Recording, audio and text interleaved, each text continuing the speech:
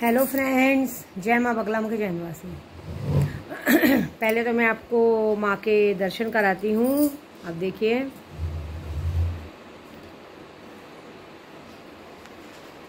ये दिख रहा है। हम अपने रूम से आपको दर्शन कराते हैं क्योंकि अभी मैं नीचे गई नहीं हूँ, क्योंकि आज पंडित जी ने पूजा दूसरी रखी है। आज त्रिपुर सुंदरी माँ ललिता माँ की पूजा है और रात को माँ बगलामुखी की पूजा है। और माँ बगलामुखी की पूजा है, इसलिए आज हमने पीले वस्त्र पहने हैं क्योंकि बहुत सारी पूजाएं अभी बाकी हैं।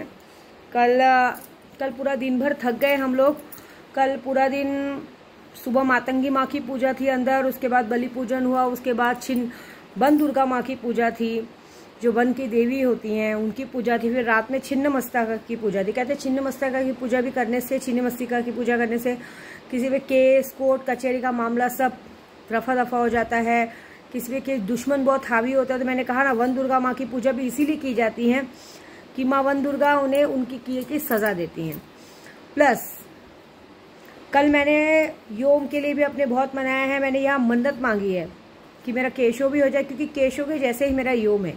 योम और मेरे केशव में कोई फर्क नहीं। मैंने मन्नत मांगी कि मेरा केशव हो जाएगा ना, मेरा केशव हो जाएगा और मेरा योम ठीक हो जाएगा ना एकदम, तो मैं दिशा को लाके यहाँ पे पंचबली करवाऊंगी, सारी पूजाएं करवाऊंगी और मेरा केशव हो जाएगा तो समझो बहुत बड़ी बात है। माता रानी साथ देंगी।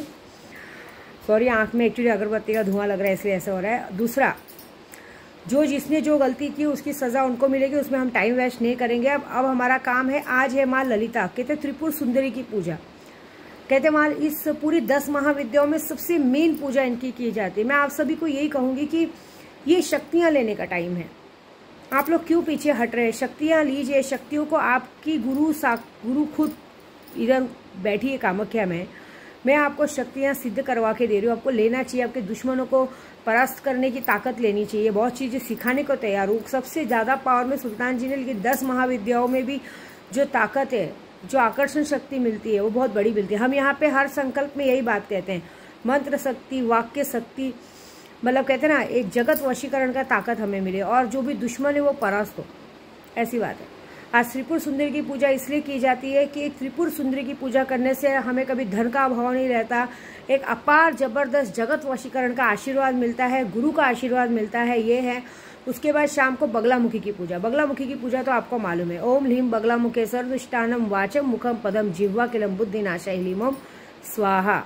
मतलब वो दुश्मनों की मति फेर देती है, जिह्वा को किले कर देती है, मति को भ्रष्ट कर देती है। सामने वाला खुद अपनी करनी भुगतेगा। तो आज जो ये पूजा होगी, मुझे पूरा विश्वास है कि जो भी दुश्मन है उसका दिमाग खुद ही फिरेगा। वो खुद ब खुद अपनी करनी खुद बोलेगा, खुद अपनी करनी को भुगतेगा और खुद बकबकाएगा, खुद ही बताएगा कि हाँ ये चीज मैंने की है। बहुत से लोग परेशान है मुझ पे वार कर करके, यहाँ तक कि मेरे प्रदू को भी नहीं छोड़ा, मेरे प्रदू पे भी वार किया। क्या लगा कि मैं ये सब छोड़ छाड़ के मैं यात्रा से पूरी हो जाऊंगी? सबसे बड़ी गलती क्या करते हो मालूम है? किसी की यात्रा रोकना, किसी की पूजा रोकना। मैं यहाँ पे पूजा करने आई हूँ ना, तो मैं सिर्फ अपनी पूजे पे ध्यान दे रही हूँ। मैं दुश्मनों के लिए पूजा नहीं कर रही हूँ। मैं सिर्फ मंत्र सिद्धि, वाक्य सिद्धि और कहते ना जगत वशीकरण का, ये सब लोगों का काम, ग्रुप वालों के काम के लिए आई हूँ। ऐसी बात है। ये बहुत बड़ा काम करने आई हुई। ये सबको समझ में नहीं आएगा। हम यहाँ पे दुश्मन, इतना थोड़ी टाइम है कि दुश्मनों के लिए बैठ के उनके लिए पूजा करेंगे। नहीं, हमें सिर्फ अपने लिए देखना है, हमारे ग्रुप वालों के लिए देखना है। मेरे ग्रुप में भी बहुत सारे लोग हैं जिन्होंने मुझे इग्नोर किया है, मेरी बातों को इग्नोर किया है। मेरा यूट्यूब वीडियो देखते, व्हाट्सएप पे बार बार मैसेज करने के बाद भी उन्होंने मेरे साथ, मतलब मेरी बातों को अनदेखा किया। मैं वादा कर रही हूँ, ये जो पूजा हो रही है ना, ये पूजा होने से उनके साथ भी कुछ ना कुछ होगा। एक बात बताओ, हम लोग पागल दिखते हैं, आपके लिए इतनी दूर पूजा करने आते हैं, आपके लिए अच्छा सोचते हैं, आपसे तो 1 रुपया पूजे का मांगते भी नहीं, लेकिन दिन रात आपके परिवार के लिए भला सोचते हैं, फिर भी आप हमारे लिए ऐसा सोचते हो। ये बात तो पक्की कि मेरी माँ कामाख्या है ना, आपको सजा जरूर देंगी। क्योंकि सबको पता है कि पूरे विश्व में अगर सबसे सुप्रसिद्ध मंदिर कोई है, जागृत मंदिर कहते ना, वो है कामाख्या, जहाँ पत्थरों में से रक्त धारा बहती है। तो ये बात समझ लीजिए कि इतनी बड़ी जगह अगर मैं बैठी हूँ तो बहुत बड़ी बात है। जो लोगों ने मुझे इग्नोर किया उनको तो बात देखेंगे, लेकिन ये है कि जिन लोगों ने गलत किया है ना, आज माँ बगलामुखी उनकी मति फेरेंगी, कहते ना दुष्टों की जिह्वा किलन करेंगे और खुद ब खुद अपना पाप कबूल करेंगे। इस वक्त आप लोगों को शक्तियां लेना चाहिए। आपको दुश्मनों का परास्त करने की बात करनी चाहिए। आपको इतनी सारी शक्तियां मैं दे रही हूँ, हमारे गुरु के सानिध्य में करना चाहिए। आप लोगों को लगता है क्या खाने की बात है क्या? डेली का लाख लाख 1.5 लाख का पूजा चालू है, उसके बाद रहना खाना कोई आम इंसान की बात नहीं है। लेकिन आप लोगों को घर बैठे ये सब चीज़ें मिल रही है, आप लेना नहीं चाहते हो। आपको करना चाहिए, लेना चाहिए। बहुत सारे दुश्मन परेशान कर रहे हैं, उनको उनकी मति फेरनी, उनको बर्बाद करना है। किसी का प्यार रूठ के चला गया है, किसी प्यार को वापस लाना है। कि 1-2 लेडीज़ का मैसेज आता है कि माँ इसने मुझे हम दोनों का मियाँ बीवी जैसा रिश्ता था, फिर भी आज ये मुझे छोड़ के इग्नोर कर रहा है। ऐसे लोगों को सबक सिखाने का एक ही तरीका है, कामाख्या संपूर्ण वशीकरण कराओ, कुत्ता बना के रखो। कोई अगर आपको बर्बाद करने के लिए पूरी तरह से पीछे लग गया है, पूरी तरह से पीछे लग गया है, तो पूजा करवाओ। क्योंकि कल होगी महाकाली की पूजा, माँ तारा की पूजा। क्योंकि कल अभी कहते हैं ना कि कोई भी ये जो 10 महाविद्याओं की शक्तियां जब सिद्ध करते हैं तो खप्पर के और उनके अस्त्र की पूजा करनी बहुत ज़रूरी है, मुंड की पूजा। तो हम लोग कल ये मुंड की पूजा भी करने वाले हैं, अस्त्र की पूजा भी करने वाले हैं। ऐसे बहुत सारी पूजाएं हैं। किसी का धन आगमन रुक गया है, सब कुछ है, ये बात है। मुझे यहाँ आईनी अमलेट में सब दिखता। अब तक तो हाजिता थी, अब तो दिशा भी हो गई है। क्योंकि हाजिता कैसा है, उसको 10 बार मैसेज करो तो भी बेचारी आ जाती, लेकिन वो भी टाइम में घर में बिजी रहती। लेकिन ये है कि अब दिशा भी बैठ गई है, तो वो दिशा की जगह दिशा वैभव देखते हैं तो सब मुझे पता चलता है कौन कहाँ क्या कर रहा है, खा रहा है, पी रहा है। मेरी वीडियो से कुछ लोग डर भी गए हैं, वीडियो कुछ लोग मार भी खाए हैं। ऐसा है, ऐसी बात है। अभी मैंने कल ही देखा था कि आरिफ शेख का देखा था कि उसको किसी आदमी का किसी आदमी से मारा हुआ लफड़ा हुआ था। पुलिस ने उसको कुत्ते के जैसा मारा है, बहुत मारा है, ऐसा पता चला है। तो भी पुलिस वाले ने मार के उस पर छोड़ दिया, कोई केस वेस नहीं बनाया, लेकिन कुत्ते के जैसा मार खाया। लेकिन ये बात है, और भी बहुत सारे लोगों की बातें आई हैं। कोई डर गया है। मैं क्या बोलती हूँ, जब हम आप पर ध्यान नहीं देते, आप हम पर ध्यान मत दो ना। अभी कितने लोग सोचते हैं मेरे प्रभु तक आने की हिम्मत। आपको क्या लगता है इतनी बड़ी पूजा हो रही है, वो मेरा पति है, मेरे मांग में सिंदूर भरा है, तो मैं जितनी पूजा करूंगी ना उसका 50% पुण्य उसको जाएगा। क्योंकि एक कहावत है, पत्नी का आधा पुण्य पति पे जाता है, पति का आधा पाप, पति का आधा नहीं, आधी पति का पूरा पाप पत्नी पे आता है।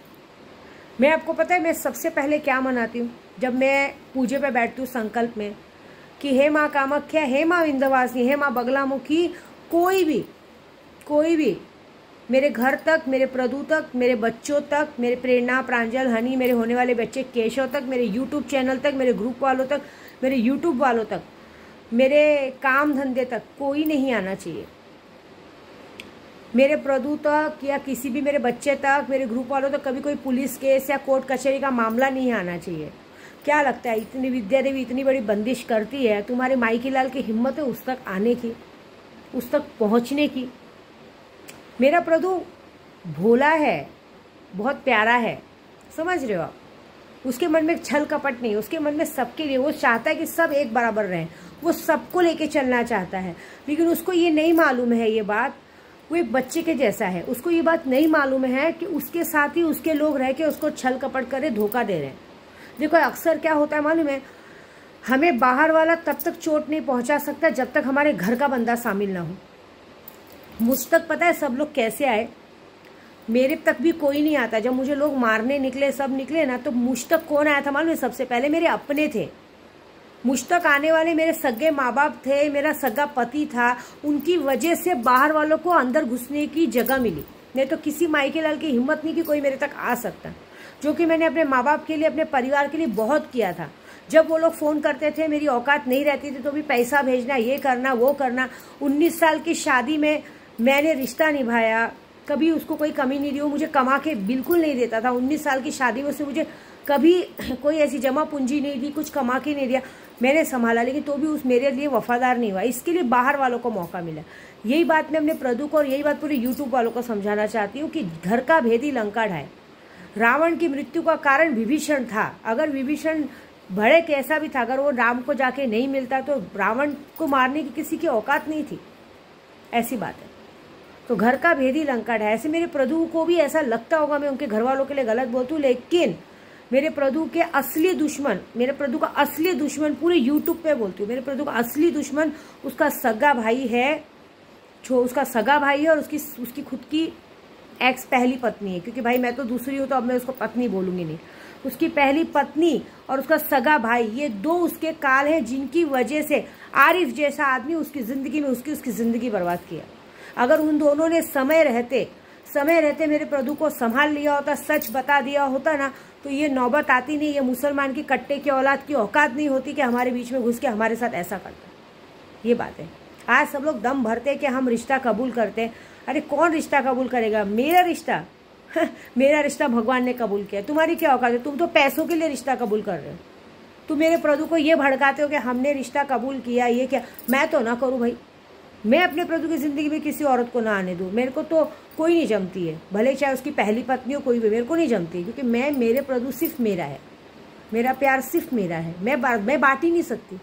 तुम इसलिए बांट सकती हो कि तुम लोग इसलिए बांट सकते हो कि तुमने अपने आप को सबको बांटा है, इसके लिए तुम बांटने को तैयार हो। मैं तो ना बांटूँ अपना प्रभु, मैं तो अपना प्रभु किसी को ना दूँ।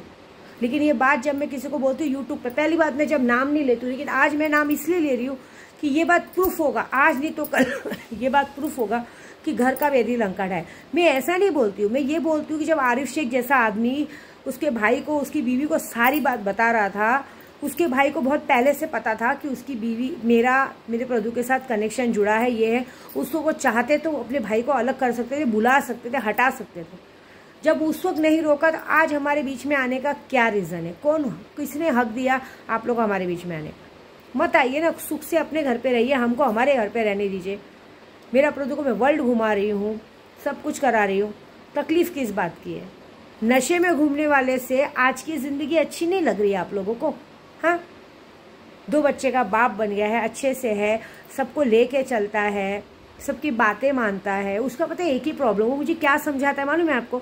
कभी उसने अपने घर के खिलाफ मुझे गलत नहीं समझाया। वो मुझे क्या समझाता है कि बाबू मैं तुम्हारे साथ हूँ ना, मैं तेरे साथ हूँ ना, मैं तुझे सच्चे दिल से प्यार करता हूँ ना, तो मेरे प्यार की कदर कर। वो ये समझाता है, क्योंकि वो कहता है कि मैं तुझे बहुत प्यार करता हूँ। मैं कभी कभी कहती हूँ कि आप अपने परिवार के साथ रहो, बोलता है नहीं मुझे दोनों चाहिए, मुझे तू भी चाहिए, तुझे अगर प्रॉब्लम है तो चल मैं तुझे घर में ले जाके रखता हूँ। ये बात कहता है, उसका कहना ये।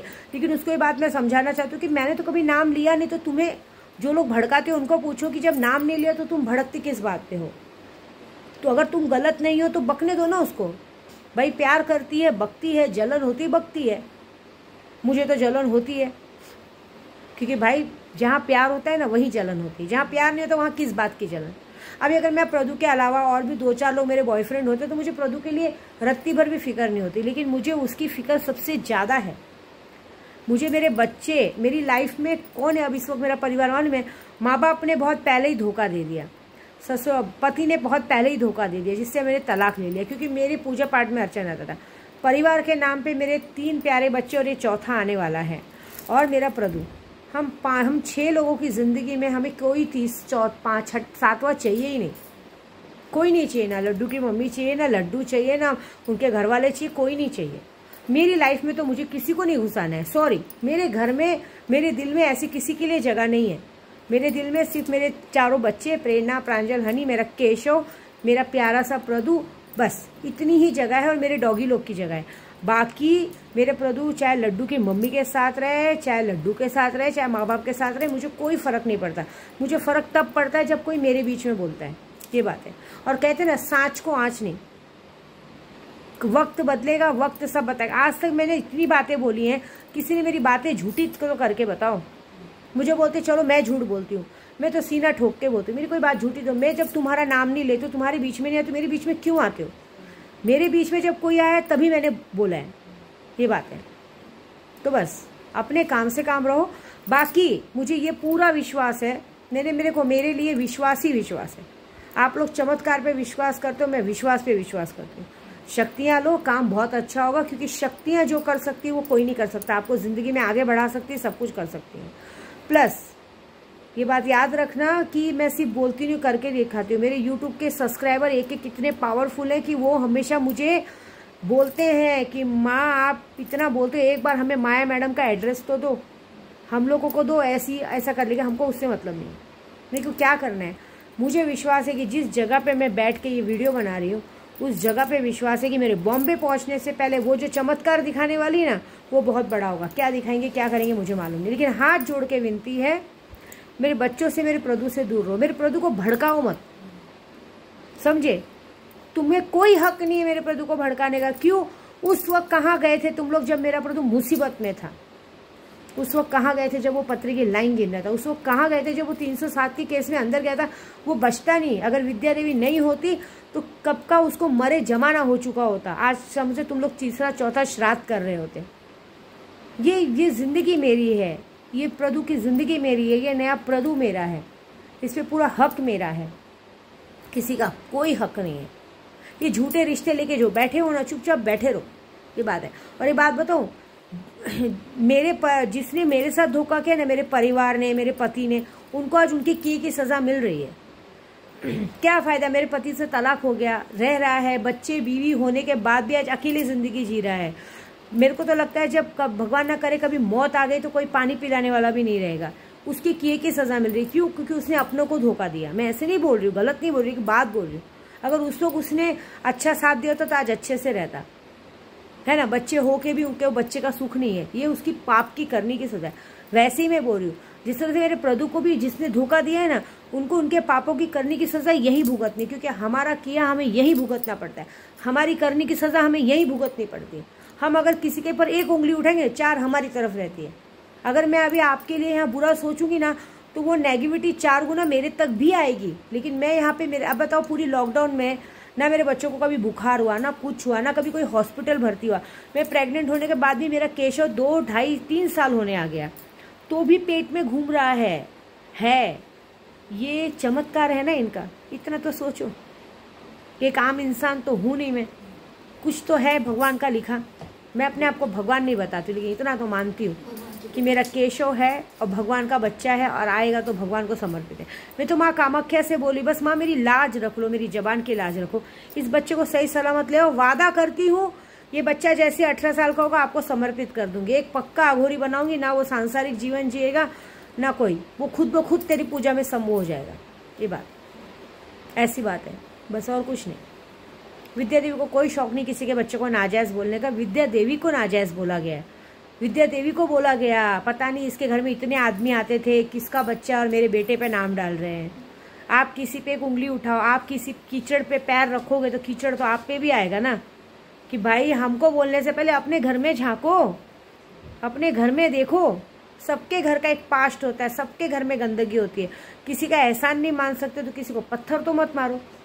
पत्थर मारेंगे तो पत्थर लगेगा ना, सामने वाला थोड़ी चुप बैठेगा। तुम्हारी किए की सजा तुम सबको मिलेगी और बखूबी मिलेगी, ये बात याद रख।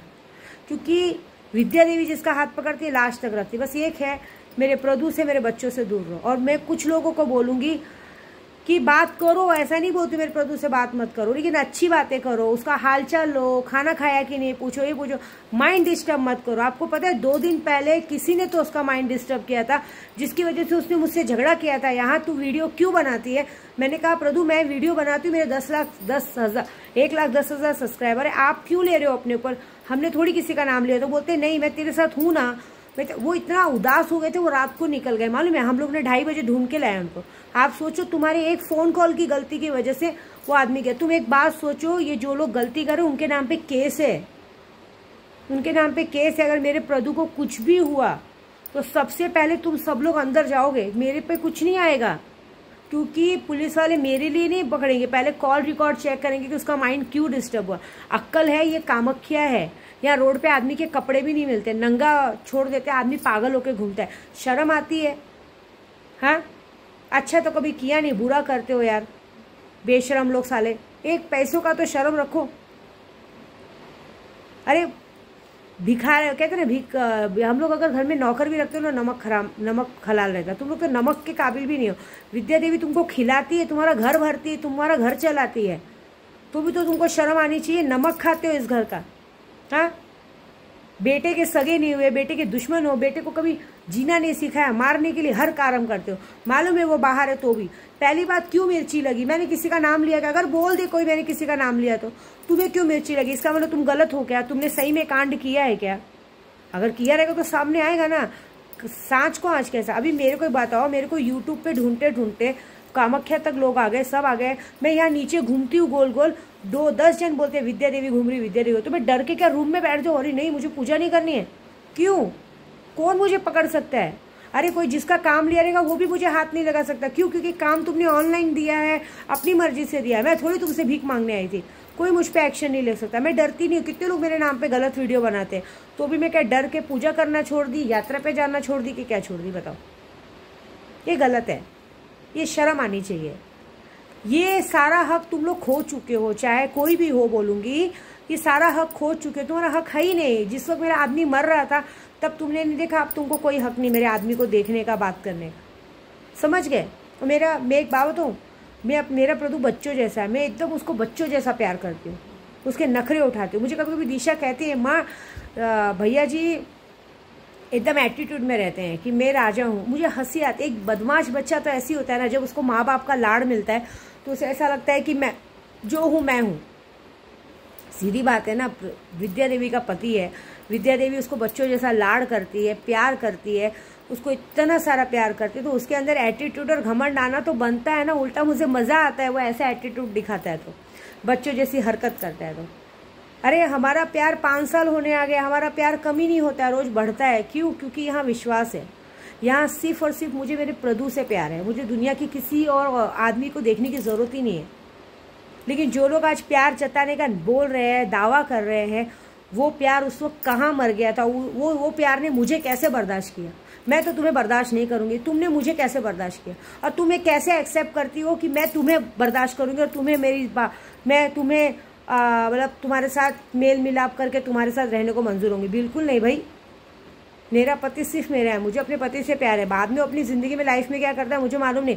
मेरा प्रभु तो कि रास्ते चलते किसी और को देख लेता तो मैं 10 घंटा झगड़ा करने लगती हूँ बच्चों जैसी। सोचो, बोलता है पागल हो गई है, ऐसा बोलता है। ये बात है, प्यार नहीं है, दिखावा है। तो जो करना है करो, मरो चलो, जो करना है करो। लेकिन मैं मना नहीं करूँगी कि परिवार है बात मत करो, लेकिन माइंड डिस्टर्ब मत करो यार। समझ गए हो? माइंड डिस्टर्ब करने से कुछ फर्क नहीं मिलेगा। फिर मैं यहाँ से उठा के पटक दूंगी और कुछ नहीं। बात बता रही हूँ। और फिर मेरे घर में महिला मंडल बैठी है, मुझे सिर्फ एक कॉल लगाना पड़ेगा, फिर आपके घर तक महिला मंडल पहुँच जाएंगी और गिरा के मारेंगी। याद रखना, गिरा के मारेंगी। क्योंकि मुझे यहाँ आईनी अमलियत में रात को सुल्तान जी सब दिखाता है, क्या फ़ोन पे बात होती, क्या क्या बात होती, मराठी में बात होती, हिंदी में बात होती, A to Z बात पता चलती। कौन बात करता है, कौन कौन मेरे प्रभु से बात करता है, कौन कौन क्या करता है, मुझे सब पता चलता है। उसके बाद और एक और बात बताती हूँ, सबका छोड़ो, मेरा प्रभु मुझसे कुछ नहीं छुपाता है, ये याद रखना। मेरा प्रभु बच्चों जैसा वो सब बता देता है। ये जो भी लोग उनसे बात करते हैं, भड़काते हैं ना, वो मुझे सब बताता है। और उसके बाद वो उन लोगों को इग्नोर करना शुरू करता है। क्योंकि मेरे प्रभु को मेरी बुराई बिल्कुल पसंद नहीं है। क्योंकि उसको ये गुस्सा आता है कि ये नहीं बोलती तो ये लोग मेरी बीवी को क्यों बोल रहे हैं, ये क्यों बोल रहे हैं, ये तो बोल नहीं रही है, तो ये इन लोग मेरी बीवी के बारे में मेरी बुराई क्यों कर रहे हैं। ये याद रखो। जो भी मेरे प्रभु के सामने मेरी बुराई करेगा ना, ये सोच के करना कि प्रभु फिर उसको दिमाग में ले लेता है, फिर उसके बाद उसको धीरे धीरे कट कर देता है। ये सोच लेना। कल की रात की बात है, मेरे हाथ में पंडित जी ने पनीर के 2-3 टुकड़े दिए और बुद्धिमान भाई ने एक पनीर का टुकड़ा उठाया। मेरे प्रभु को वो पनीर का टुकड़ा उठाना पसंद नहीं है। मेरे प्रभु ने बाकी के पनीर के टुकड़े खुद खा गए। मेरा हाथ तक कोई टच करे तो उस आदमी को पसंद नहीं। मुझसे ज़्यादा पॉजिटिव वो है, समझ रहे हो? याद रखो। बस ये थोड़े समझाऊंगी, ज़्यादा समझो नहीं तो महिला मंडल पहुंच के तोड़ेगी, फिर मेरी गलती मत देना। बस जय माता दी।